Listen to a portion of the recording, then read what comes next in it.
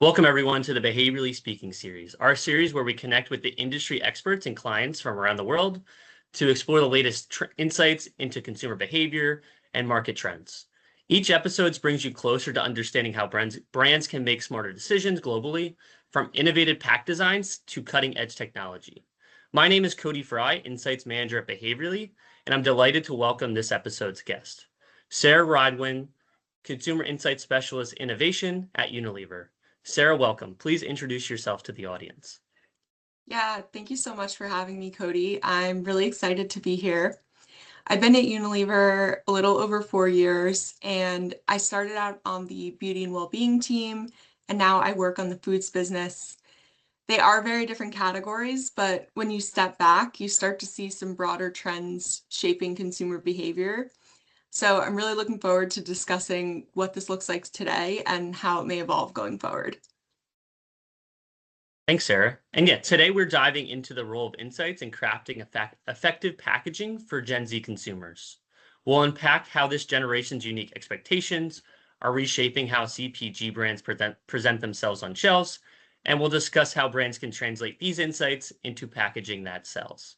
So with that, moving into our first question, what unique behaviors or preferences define Gen Z when it comes to how they shop and make decisions at shelf? When we look at Gen Z, there's definitely a few clear behaviors that are shaping how they shop, especially when they're standing at the shelf. I would say first, they view transparency as a prerequisite for trust. Gen Z really does their homework. They're actively checking ingredients and formulation details, especially in categories like food, beauty, and personal care. They do not respond well to vague or fluffy marketing language. They really want specifics like quantifiable functional benefits. In food, we see things like 10 grams of protein or 25% of your daily fiber really resonating. And that generally is just more compelling to them than a broad better for you claim. The second trend that we're seeing is social media plays a major role in shelf decision making. By the time consumers get to the store, especially Gen Z, they have seen a product online for the most part. It's through creators, trends, or reviews. So when they're at the shelf, they're scanning quickly for recognizable visual cues to match what they've already encountered digitally. So that's like bold colors, recognizable design elements, and anything distinct that they've seen on social. Another thing is sustainability is expected, but only when it's simple and credible. I think Gen Z generally wants to do the right thing, but they're also price sensitive. So sustainability only converts when it's communicated clearly without requiring an absurd premium. The most effective approach for this is when sustainability is just built in and communicated plainly, not positioned as some sort of trade-off. And then the last piece, private label, I would say is pretty normalized. Gen Z and millennials don't just view private label as something, about value, just value anymore. It's about design, innovation, and quality. Have retailers like Costco, Trader Joe's, Ulta, they've really elevated their store brands into something that feels trendy and even premium. So now private label is just fitting seamlessly into their repertoire. Thanks, Sarah. And yeah, we consistently hear from Gen Z that ingredients, formulation are major drivers of their purchasing decisions. Those health-conscious Gen Z consumers also really turn to social media as, that primary source for researching products and, staying informed on current market trends. All right, so moving into our next one. How has your team used consumer insights to better understand what Gen Z expects from packaging design? So we use a wide range of insight tools. We have deep qualitative conversations, and then we'll have larger scale behavioral data that we'll look into, generally just to help understand Gen Z's needs, motivations, and decision processes. For packaging specifically, our partnership with Behaviorally has been especially helpful. We recently leveraged Behaviorally's Pack AI capability, which I know you're familiar with, to evaluate and optimize our designs through the lens of a 4S framework.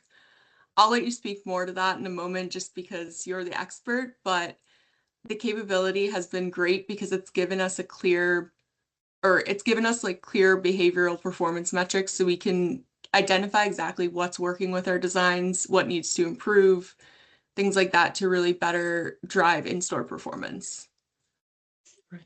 Thanks, Sarah. Yeah, and when it comes to our Pack AI capability, which is available on the My Behaviorly platform, which really enables brands to quickly, scalably test packaging to either help with narrowing down designs prior to that consumer validation, or looking at performance relative to other innovations. And it really uses our predictive models and that 4S framework to drive insight.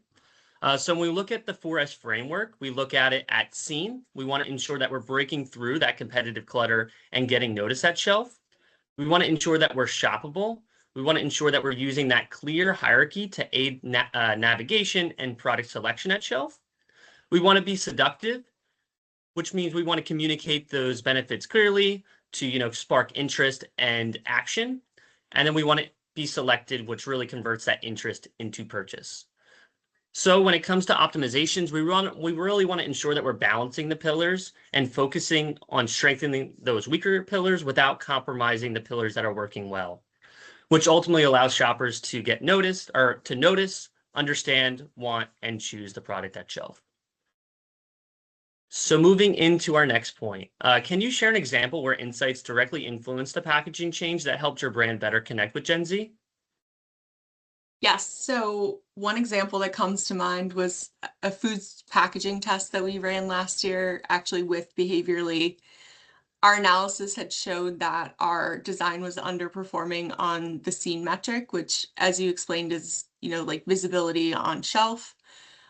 When we dug into the drivers, we realized that some of the issues were there was low contrast, weak visual segmentation, and some other things that were making it really blend in on the shelf. So with that insight, we made some changes to the pack, refining the contrast, strengthening the visual hierarchy, clarifying key elements to improve visibility.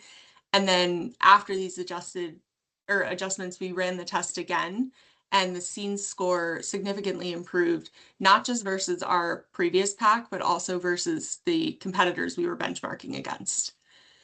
So this is a great example of how the tool helped us identify specific issues and make these targeted evidence-based changes that really align with what the consumer wants. Thanks, Sarah. And yeah, this is just one example of how we can help brands make smarter decisions before launching, either new innovations or updating a legacy line. We want to ensure your packaging resonates with your target audience, such as Gen Z consumers that we're speaking about today, to deliver across those 4 pillars of packaging effectiveness, which is essential for driving success at shelf. So moving into our next question, what packaging innovations or consumers' behaviors do you think will matter most for engaging Gen Z, and how do you see that evolving over the next few years? So there are a few shifts that we're watching. First, packaging will need to communicate even faster. As you know, decision windows are shrinking, so brands need to be extremely clear about their hierarchy, their contrast, and have some sort of instant why it matters cue on pack. Second, packaging should be designed for both shelf and social. If a pack's recognizable from a TikTok clip or an influencer haul, it feels lower risk for the consumer, and typically it's converting faster in store. So color, form, iconography, they'll continue to help bridge the physical and digital worlds.